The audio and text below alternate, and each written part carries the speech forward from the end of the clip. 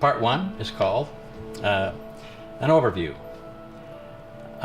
One of the things that became my sort of logo for this is the recognition that as a retired Catholic, Christianity and the other monotheistic religions have not celebrated nature as Native Americans did. And so this cartoon is a tribute to what animals would say at Christmas. Peace on earth, goodwill towards crows. Peace on earth, goodwill towards frogs, towards chipmunks, towards turtles, and towards bugs. And I think that would be a novel idea for many of my viewers here. Nevertheless, with tongue-in-cheek, let's proceed. There are some disclaimers. First, this presentation will not address the numerous large conical mounds found in the southern Mississippi and around the Gulf of Mexico. These mounds have been better studied by other researchers. I will not talk about the serpent mound and the rectangular and circular mounds in Ohio. Dr. William Romaine has studied these and published his results at some length. This presentation also has the view that the mounds, the effigy mounds in the Madison area and in southern Wisconsin were built by the ancestors of the Ho-Chunk. And in particular, since I have focused on the mounds around Lake Mendota, or the Four Lakes, there doesn't seem to be any contesting by the other tribes that these were their mounds. The Ho-Chunk lived in this area, and I believe their ancestors were the builders. So that's my basic disclaimer. The claims are that this presentation is meant to be accompanied by a workbook, which is just about completed. The text will help document the positions that I take in the presentation. Some of the slides in this presentation are referenced, and therefore I want to acknowledge some of the researchers that were influential in helping me gain an understanding. This work is not for profit. The supporting text will be offered as an ebook. It will have a low cost, just enough to pay its way. Any proceeds from this presentation will be put into a fund for further research that will be given to the elders of the Ho-Chunk to do as they would wish. Claims. Effigy mounds are a novel development in monumental construction. The majority of these monuments have been destroyed. The culture of the Indian nations associated with their history has only recently stabilized.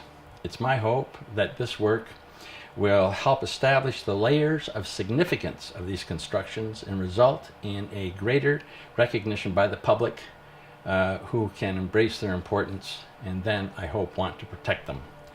The interpretations from this data, as expressed in this presentation, are solely mine, and therefore I have not sought the endorsement by friends who would appreciate many aspects of this presentation, and if there is an error in this presentation, it should just fall onto my shoulders.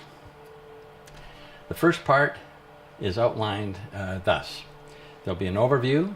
I'll show you what the current mounds classification is. I will give you a brief look at the 8 sites that we're going to study.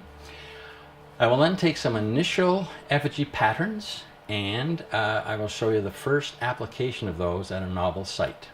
So, effigy, it's a French word. It means portrait, picture, image.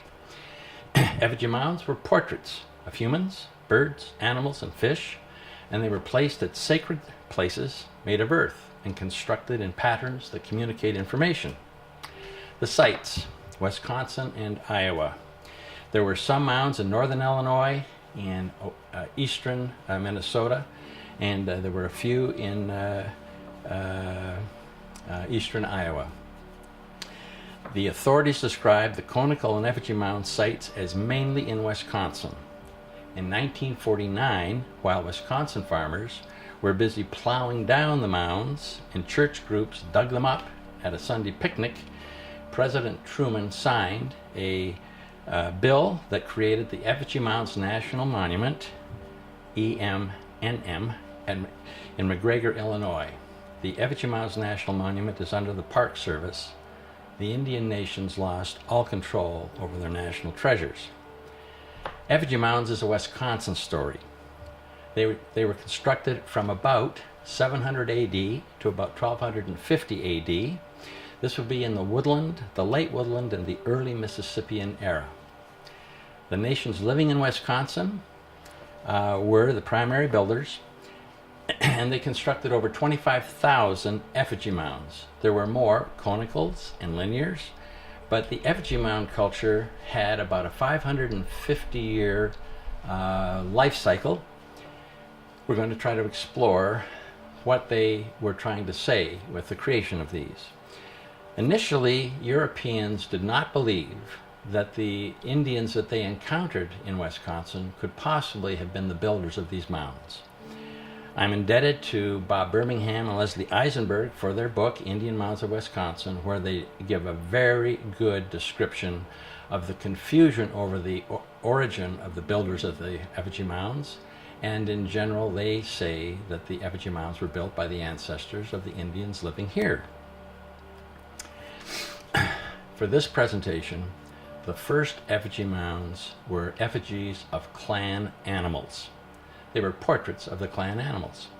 These were usually single constructions. They were placed at an important clan site, such as a burial or a garden or a power site or a ceremonial site.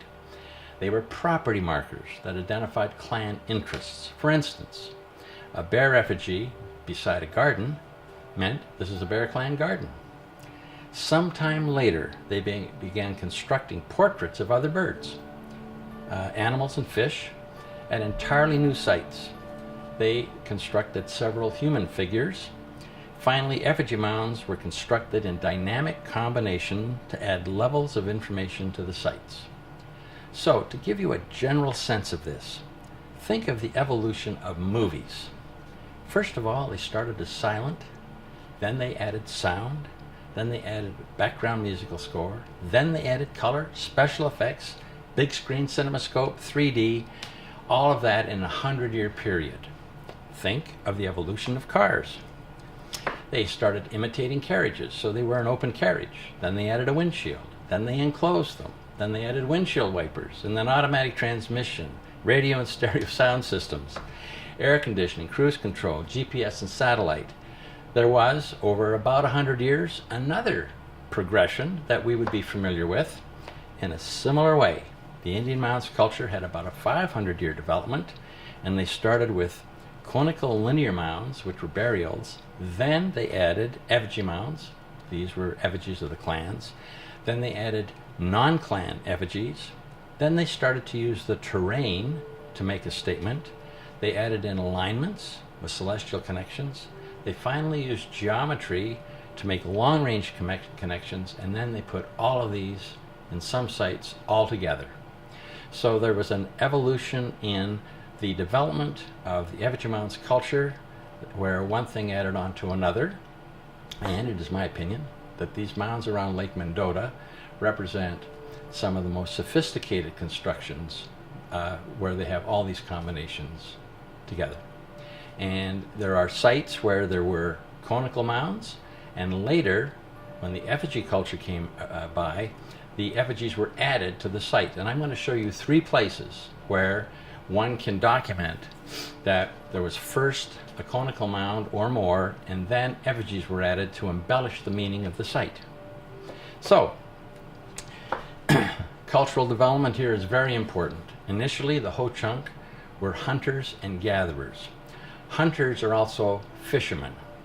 Hunting and gathering would represent early tribal formation of subsistence, how they got their food.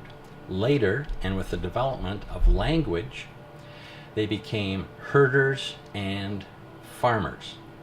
Now, there's not much evidence of herding, but gardening as a form of farming was very prevalent later on in Ho-Chunk development, and gardens were associated with the advent of effigy mounds. It's clear from an anthropological standpoint that hunting and gathering was an early form of, say, tribal connection, and that herding and farming, in this case just farming, is a later development. And I'm going to show how that relates to the effigy patterns as time goes on. So the development of agriculture in the form of gardening represents a different way of thinking, and it actually represents a transformation into the use of symbols. So let's just introduce this briefly here. If you hunt or fish or gather, the animal that you kill, the fish that you kill, or the berry that you pick is immediate, it's present, and you can eat it once you've cooked it. And you may then process it, such as in drying it and for later use, but it's visible.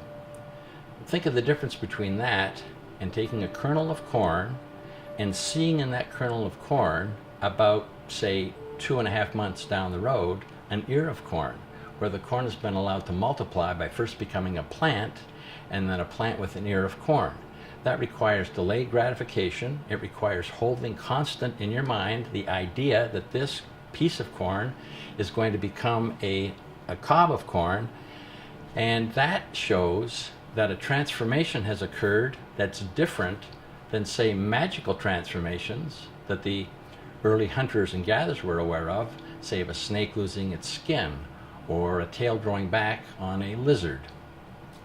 Those are natural magical phenomena that universally were intriguing to natural people, but eventually they came to see real transformations, not magical transformations, and they got control of them in farming. So we're going to come to the idea that that there's an older Ho-Chunk culture and there's a newer Ho-Chunk culture, and I'll show you how that is. But the main difference is going to be the advent of gardening, the advent of symbols, and therefore the advent of the meaning of effigy mounds. We're going to use some quick definitions here. Archaeology is the scientific study of historic peoples and their cultures by analysis of their artifacts, inscriptions, and monuments. Anthropology is the science that deals with the origins, physical and cultural development, biological characteristics, and social customs and beliefs of humankind. And astronomy, the science of the celestial bodies and their magnitudes, motions, and constitution. Archaeoastronomy has now become a way to connect the earth to the sky. This chart is a foreshadowing of what we have down the road. If you look at sacred ground, topography, seasonal time, metaphors, and sacred geometry, you'll see that archaeologists dig in the ground, they're interested in the place, they want to see how this relates to seasonal time, they make an attempt to understand metaphors. And the astronomers start with the seasonal time metaphors and sacred geometry. Sacred geometry here is our connection with celestial bodies. So the new science of archaeoastronomy has really gained weight in the last 15 to 20 years. All right, the current classification of mounds has 4 types. Conical linear mounds, the earliest, then effigy mounds, then enclosure mounds, and finally temple or platform mounds. So let's take a look here and see where these were located.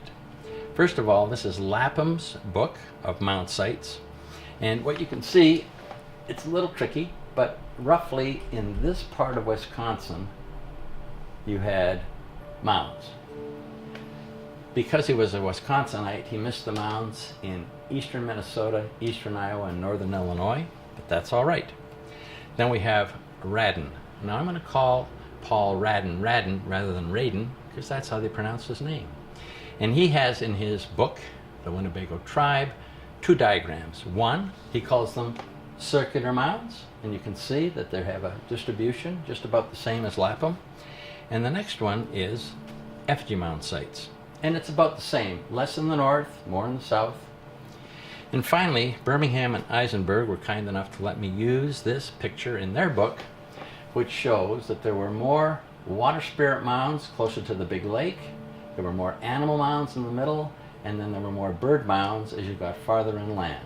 So birds, animal, and water spirit, which would be the main mounds types, even though there were many others, those would be the main ones.